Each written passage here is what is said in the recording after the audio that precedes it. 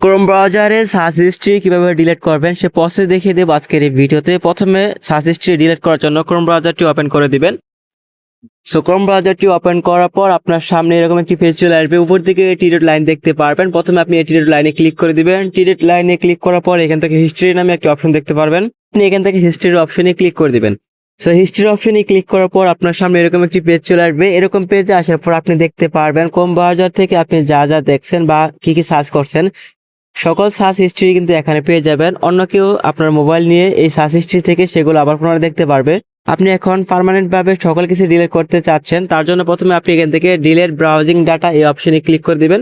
তো delete browsing data click করার পর এখান থেকে আপনি অল টাইম মানে আপনি কতদিনের ডাটা ডিলিট করতে চাচ্ছেন সেটি এখান থেকে সিলেক্ট করে নেবেন। দেখেন last 15 minute, last hour, last 24 ঘন্টা, লাস্ট 7 দিন, লাস্ট উইক এবং অল টাইম। আপনি যদি অল টাইম ডিলিট করতে চান সেক্ষেত্রে অল টাইম সিলেক্ট করে দিবেন। অল টাইম সিলেক্ট করার পর নিচ দিকে দেখতে পারবেন আপনি এখান থেকে কি কি ডিলিট করতে চাচ্ছেন। কুকিং অ্যান্ড সাইট ডাটা এবং browsing data, crosses, image and file.